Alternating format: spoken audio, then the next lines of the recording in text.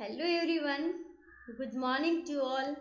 I am Ankita Bhagat, your science teacher from Sajanand English Medium School at Narthej.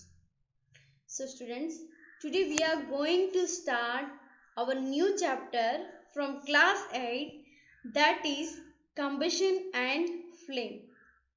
So in this chapter, basically we learn about the types of flame, how do things burn, why things burn, and about a fire. So generally students, you all are familiar with the word with the name of fire, right?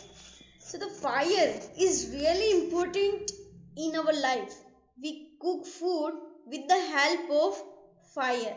So that's why we can say that the fire is a very important thing for us, right? So in this chapter we will discuss about combustion and flame.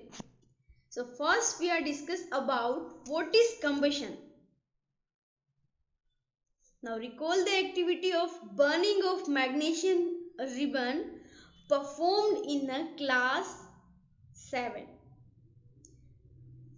And we also perform this activity, the burning of magnesium strip. This activity we perform in chapter 4, metals and non-metals. So when magnesium strips is burned, the white dazing flame, it is burned with the white dazing flame. And after that, the edge of the burning of magnesium strip is it in a white color. It is called the magnesium oxide. And the chemical formula of magnesium oxide is, you know very well, that is MgO, right? So these magnesium strips also produce heat and light, right? Now similarly, also with the a piece of charcoal and the log of wood, it hold the piece. For an example, it is the activity do at your home. Take a piece of charcoal or a wood and hold the piece with the help of pair of tongue and bring it near the flame of a candle or a Bunsen burner. Now what do you observe?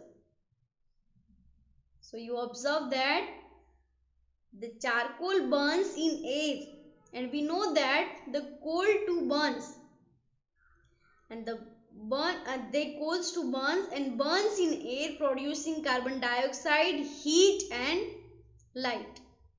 The same with the wood also, right? So here the definition is given: a chemical process, here a chemical process in which the substance react with oxygen to give off heat is called combustion.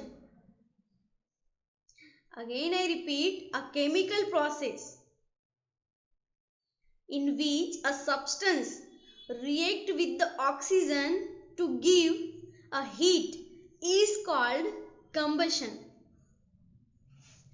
Now in another word, in a simple language, it is also defined as a burning of any substance is known as combustion. The simple definition is burning of any substance is known as combustion. And just we are discussed about the burning of magnesium strip, log of wood and charcoal. So this process is known as the combustion, right? Now let us back to our topic, a chemical process. So in class 7 you already studied about the physical change and chemical change. So here the chemical process, it means the chemical change. Now what is meaning of chemical change? The definition of chemical change. So chemical change, it means in that one or more new substances is formed is called chemical change, and the chemical change is non-reversible. So if the change occurs in a one time, there are no any change in that, right? So it is the permanent change. We can say that it is non-reversible and it is the permanent change. Or in the chemical chain, there are the one or more new substances is formed. Now where is the physical change? What happened in physical change? So physical change is the temporary change. So in that no new substances is formed, right? Is called physical change. Got it? So the chemical process in which substance react with the oxygen, it is the atmospheric oxygen, to give off heat is called combustion. So here we conclude that for the combustion, the oxygen, the atmospheric oxygen is necessary. So without oxygen, it is not possible, right? Now the substance that undergo the combustion is said to be combustible. So the substance which undergo the combustion is said to the combustible substances, right? And it is also called as a fuel. Now the fuel may be solid, liquid or the gaseous states. So fuel may be in the solid state, liquid state or gaseous states, right? Now sometimes light is also give off during combustion, and either as flame or as a glow, right? So in the reaction mentioned above, the magnesium and charcoal combustible substances, because the magnesium and charcoal both catch the fire easily. That's why we can say that it is the combustible substances. Now what is the definition of combustible substances? So the substance which can catch the fire easily, it's called the combustible substances. So there are the two type of substance, combustible substance and non-combustible. So the substance which catch the fire easily, it's called the combustible substances, and the substance which cannot catch the fire easily, it's called the non-combustible substances. Now let us discuss about the combustible and non-combustible substances. Here one activity is given to you. So collect some materials, like which material? Straw, matchsticks, kerosene oil, paper, iron nail, stone pieces, glass, etc. and under the supervision of teacher. Okay, so collects the things and try to burn each of these material one by one. So if combustion takes place, mark the material combustible and otherwise mark the material in non-combustibles. And you know very well what is combustible and what is non-combustible. Again I repeat, if the substances catch the fire easily, it's called combustible substances, and if the substances do not catch the fire easily, it's called the non-combustible substance or non-combustible materials, right? Now let us discuss. Here, tell me, the wood is combustible or non-combustible? The wood is catch fire or not? Yes, the wood, obviously the wood catches the fire. It means the wood is combustible substances. Now here paper is also combustible substances. Iron nail, it is non-combustible substances, right? Now kerosene oil, which is a combustible. Now stone pieces, that is non-combustible. Straw, that is combustible because it is made up of plastics, right? Here again do the stone, non-straw, yes.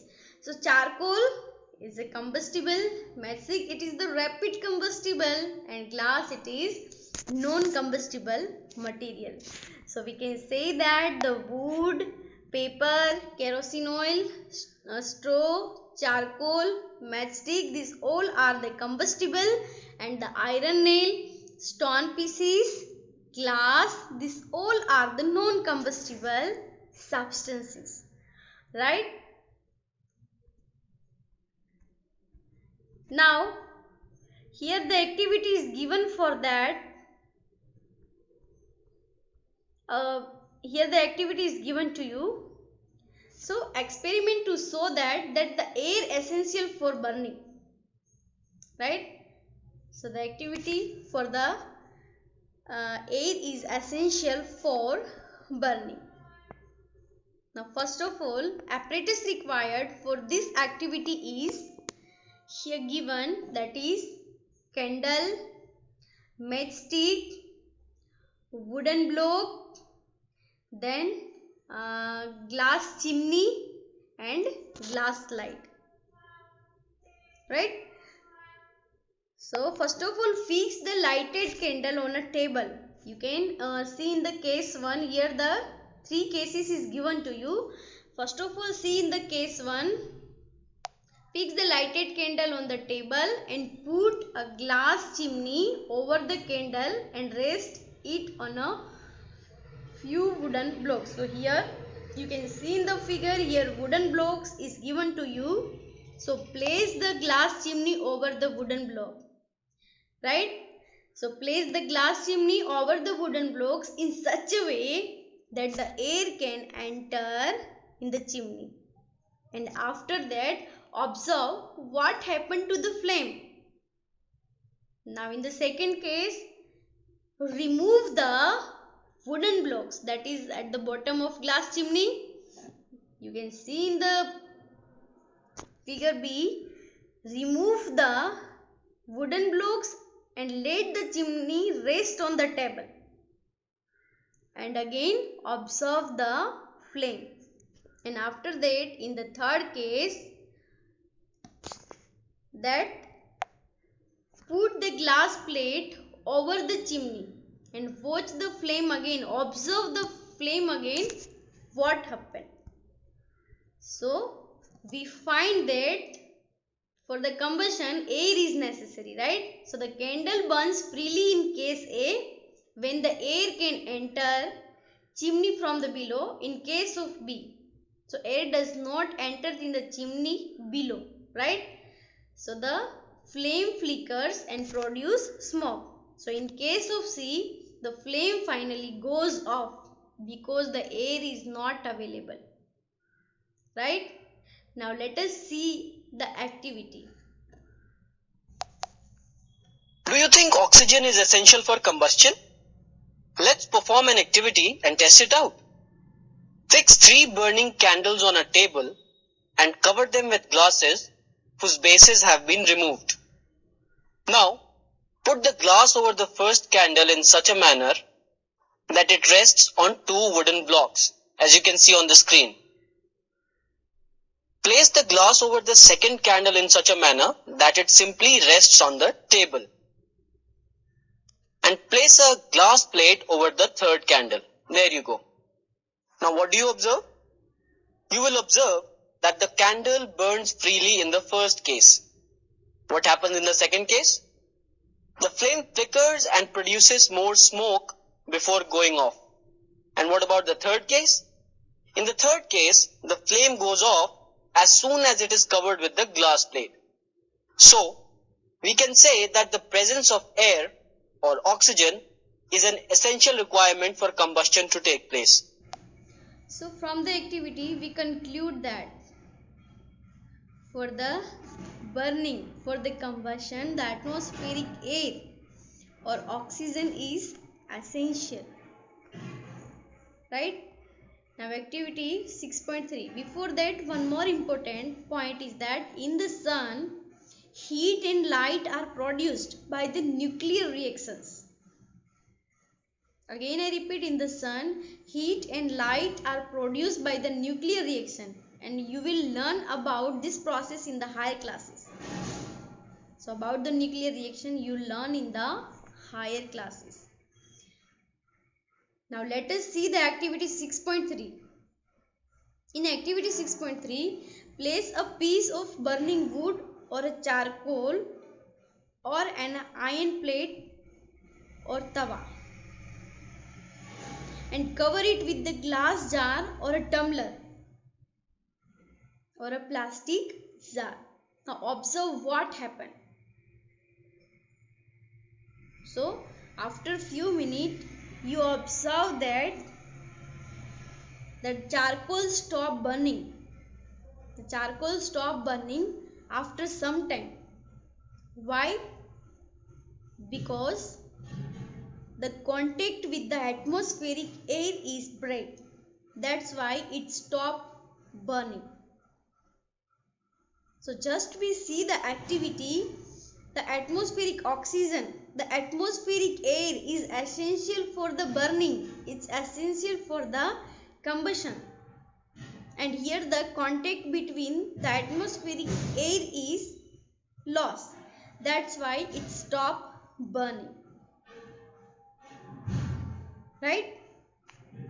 And here one more example is given to you. You might have heard that when the clothes of a person catch fire, if the clothes of our catch fire, the person is covered with the blanket, extinguish fire. Can you guess why? The reason is changed because the contact between atmospheric air is lost. That's why it stop burning, right?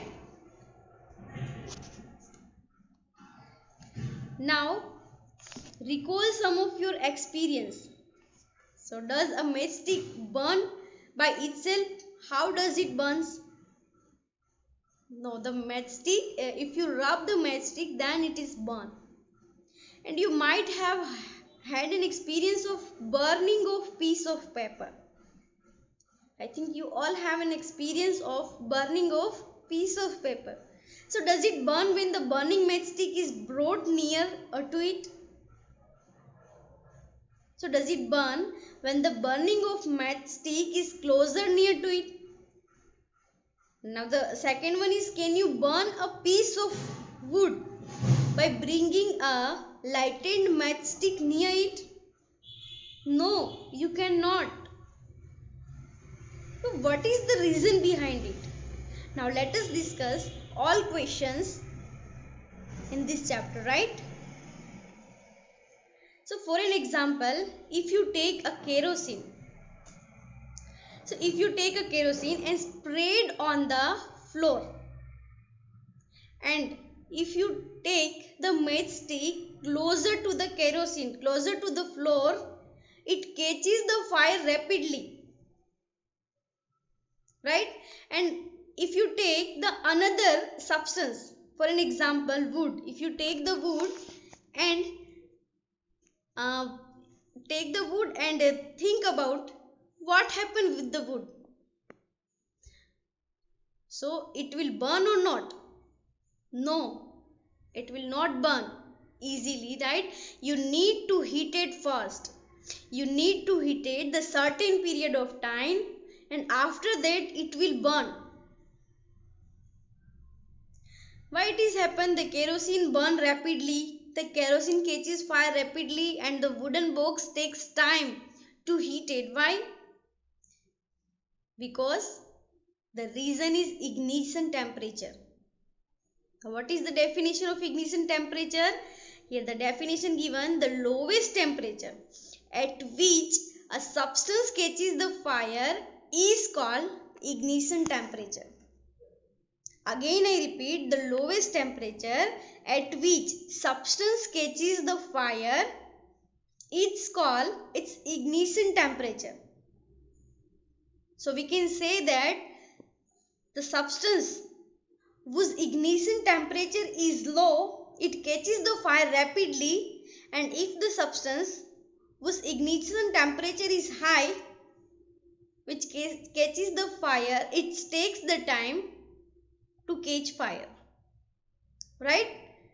But some substance catch fire rapidly, whereas the some substance take the more time. Why it is? So the answer is because the different substance has the different temperature. It is not compulsory all the substances have the same temperature. They have the different temperature. That's why they takes the different time to burn. And the ignition temperature is low, they burn rapidly, and the ignition temperature is high, it takes time to burn. Example of kerosene and food. Now again back to the example of piece of paper and wood. Here the ignition temperature of paper is lower than the ignition temperature of wood. That's why the paper burn rapidly as compared to wood. Got it? So this is the reason behind it. Now let us discuss more example about the ignition temperature. For an example, I take the two types of leaves, dry leaves and wet leaves. So out of the dry leaves and wet leaves, which catches the fire easily? Of course, the dry leaves catches the fire easily. Why? Because it is dry and the ignition temperature is low. And whereas the wet leaves has the ignition temperature is high, because the water droplets is present on that. That's why it takes the time. Right? Now one more example for that. That is the why petrol catches the fire easily than the kerosene. The reason is same. The ignition temperature of petrol is lower than the ignition temperature of kerosene. So we can say that if the substance catch the fire rapidly, if the substance catch the fire easily, it means its ignition temperature is low. Or if the substance takes time to heat, it means its ignition temperature is high. So this way we can decide, right? Ignition temperature. Now students, here one more activity is given to you, activity 6.4. The activity so that the substance start burning at the ignition temperature. So for that, make two paper cups by folding a sheet of paper. Now pour about the 50 ml of water in one of the cup and heat both the cup separately with the candle. Now observe what happened. So after few minutes, you observe that the empty paper cup start burning, whereas the paper cup filled with water does not burn. Why? Because by heating the paper cup filled with water, the water will absorb the heat and the ignition temperature of paper is not reached and it does not burn. Right? And here the empty paper is start burning because the ignition temperature of empty paper cup is low. Right? So students, our session is over here. Now in next video we will discuss a remaining chapter. I hope you all are understood very well. Thank you. Have a nice day.